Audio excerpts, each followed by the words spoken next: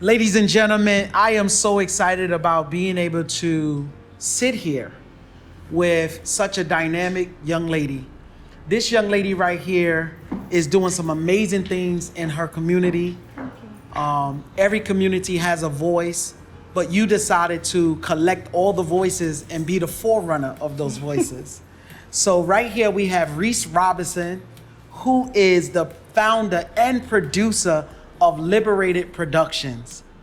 Can you give our viewers some credibility about where you come from, who you are, and why you started Liberated Productions? Absolutely. Thank you so much for having me on the show and bringing me into this fold. I am an artist, a producer, a lover of God, and a lover of all things magical.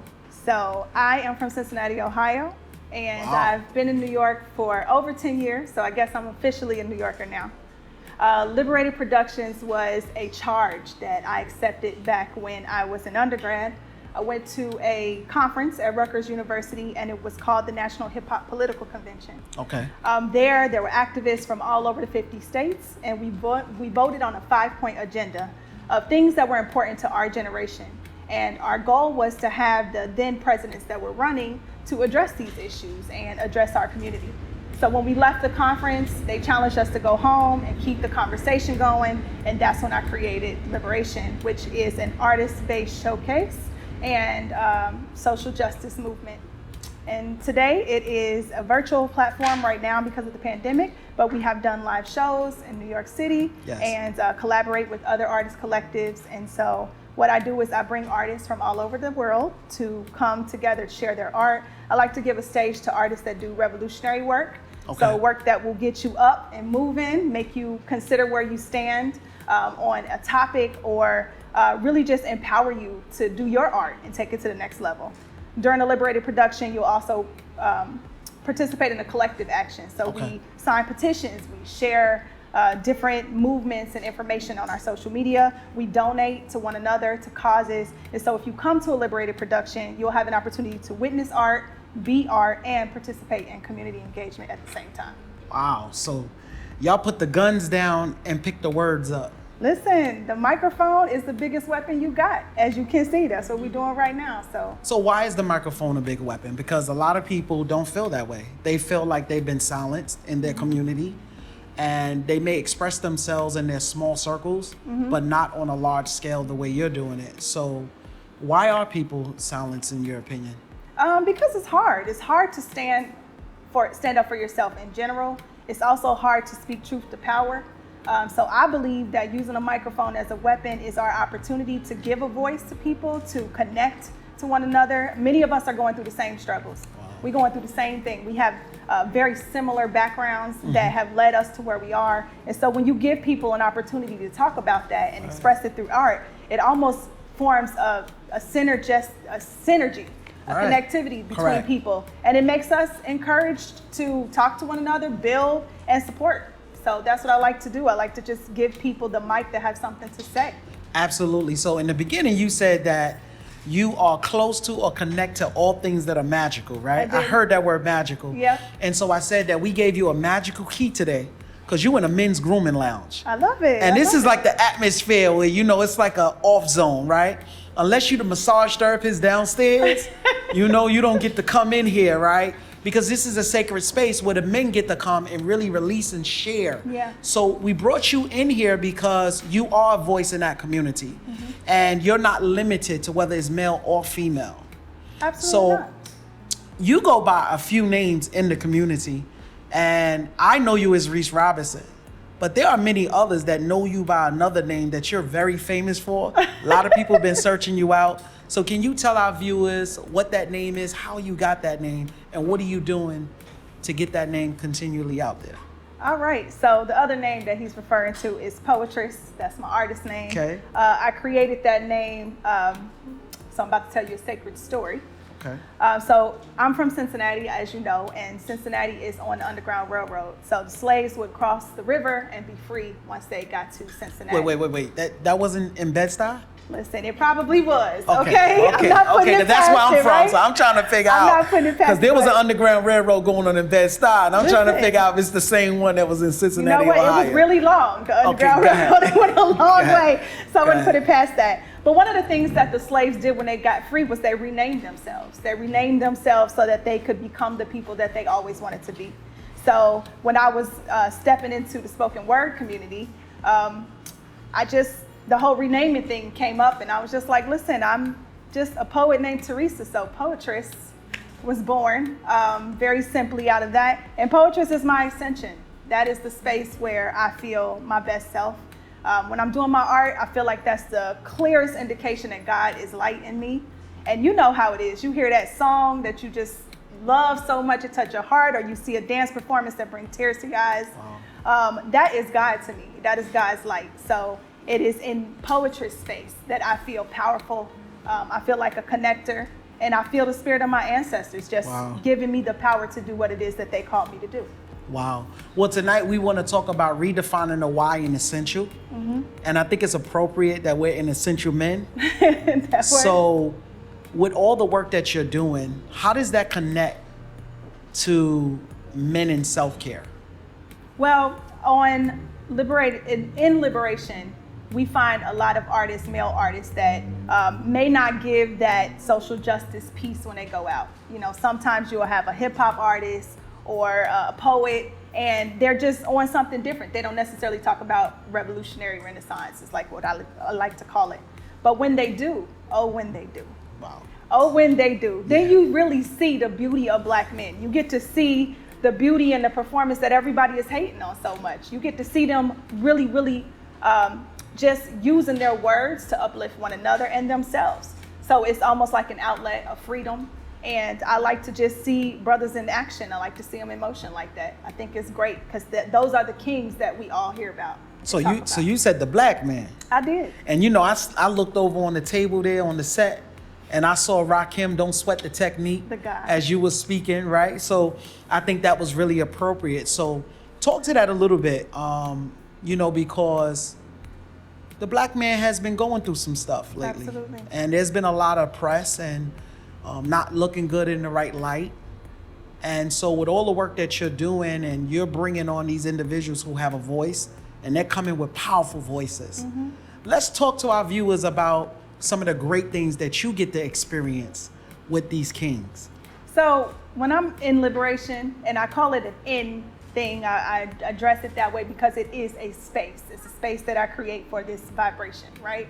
I love to see them just really flourish in their artistry. So what I've gained, I've seen Black men photographers that showcase art that's like, wow, you can see his heart through this photograph. I've heard the soul of the ancestors and some of the musicians that have played on my show. And just even some of the community leaders that I've collaborated with that are really able to galvanize people and bring them together. Not just adults, but also children, and just bringing the community as a whole. You know, we need that. So in my show, and just in any platform that I have an opportunity, I'm trying to change the narrative. I'm trying to give people something different to look at when they see a Black man, something to consider. How about considering his lineage, or the people that he represents, or the babies that's on his back? You know, so giving them a place to showcase their art, talk about what's important to them, really gives the humanity to Black men that the media tries to take away. Wow. So I would figure that you cross a lot of different cultures. Absolutely. You're not limited to just one. Oh, no. So what other cultures have you brought into this whole liberated production? I've had people from all different parts of the planet, really. And I say that confidently because I like to travel. So everywhere I go, I like to make a connection. I always try to find a karaoke or wherever the artists hang. Okay. So I've brought people together, with different languages. If we all understand the universal language, which is music, which is art, which is poetry, then we can connect. So people come from far and wide to do Liberation. In New York, when I did the live show last, we had people from all over who had heard about this open mic, heard about this event, so they wanted to come bring their art. And really, when the art is on, all you're doing is having an experience, so you don't really see those culture color lines. They don't exist when we experience art and God in that way. So look, you dropped another word, You said magical in the beginning, and you just said experience. And the place that we're in right now, this is not a barbershop. Absolutely, I love it. This is not just a grooming lounge. This is an experience. Yes, it is. When you cross over the threshold, you have an experience. And so, can you give our viewers just give us a sample of, do you have, because, you know, when you said singing, you know, my talent of singing is not at its highest, so I haven't done no recording. All right. So, you know, my wife told me that I wasn't the greatest singer, so I decided to hit her with some poetry. Okay. Hey, you got to do what works. You know what I'm saying? So I got a little, you know, got down on my tone and my voice a little bit, kept my cues and stuff like that. Okay. And I said, listen, can I just share this poetry with you? And the worked. next thing I knew, that rhyme hit the rhythm, and together we made music. Hey, I love Black Love. I love it. So go ahead. Can you share with our viewers and our listeners? Give them a little sample. Can you share your heart with them? Now you get to share whatever you want to share. All right. You know what I'm saying? So do I need to stand back? No, you good. You good. Because I'm going to keep it a little bit of light. Okay. But I do want to speak to the mental health topic just a little bit before I go into this piece. Yes. Because I do believe that studies have shown that when people were going through the pandemic, they were able to heal themselves from depression and anxiety by participating in art, whether they were painting, whether they were experiencing art, watching concerts. Doing art helps people to release, and that's really what it's about. So I think it's important for artists to always nurture themselves. You have to give back to yourself as an artist. Being a creator is a very difficult job. So when you go see art and you experience it, you are all of a sudden you become art again. And that's really what it's about. You have to nurture the artist. So if you ever feel low, if you ever feel like you're not there, put on that favorite Mary J. Blige song, you know, whatever you got to do to get yourself back into the rhythm and realize that you are God's art, because that's really what it's all about. So I just want to make sure I put that there. No, I'm glad you put that there. It's important to have a place to release, you know. Definitely. All right, so gonna make me sing. Let me see here.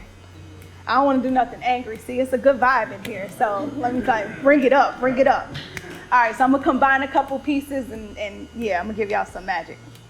So the first part of it is called the Black Girl Blues. Okay. Right? And this is one of those pieces I actually wrote the poem for this when I was 17, and the music came later on.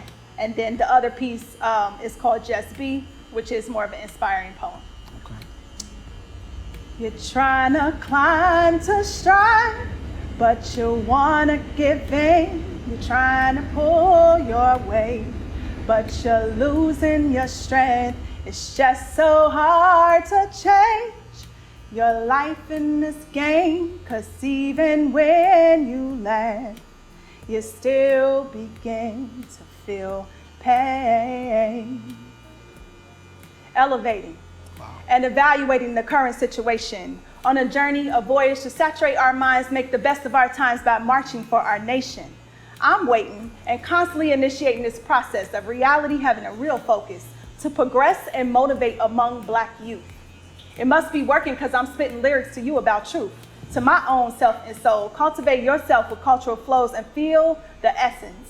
Inhale the spiritual caress of our ancestors, yours, mine. Rest in peace, Zelpa. Yes, I miss her. So let's continue to seek all the ways in which they bless us with happiness and digest their caress of existence. For Malcolm and Martin are close in the distance, while Zulu and Tupac remain. I'm hoping Miss Tubman gets into my veins and trains me to keep sight of the identity, the richness of color that shines through me, and basically makes my soul like Sojourner Truth. I want to get old and become wise and learn to love the things I despise, because I can't be right with hate in my eyes.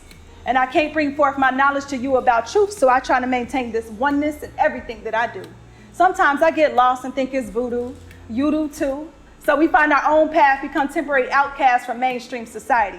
But it ain't in my mainstream if it doesn't include me, directly transmitting positive energy, helping others to release the tranquility and understand that life itself is our only true destiny. To live and die and just to be. Just to be and possess existence is the concept we keep forgetting, complaining and not listening when the answer is easily seeked and grounded. Stay found and just be. Just be real. Be healed by the spirit in the wind like a heartbeat. Can you hear it? Let the rhythm of the drums embrace you and just be, because when it comes down to nudity, all of you bleed red like me. feel pain like me, release anxiety, and we all fear things. But if we keep in mind we have the Almighty God's protection all the time, maybe we can unwind and just be. Have dreams but stay grounded in reality. It can be a fallacy if you let go and just be, because God is the only one that knows the truth, and he or she shines through me and you, so be free. And with the Creator as your guide, just be. Am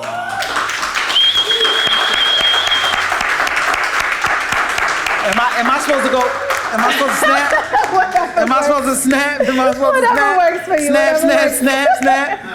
I think that was definitely liberating right there. Thank you. That was Thank deep. you. That was deep, and it was something that we have to hit the record button, because you dropped a lot of jewels in there. You dropped a lot of magical jewels. See, now you understand that magic. I'm feeling it. I'm feeling that intertwine there. So before we, because there's so much to unwire when it comes to you.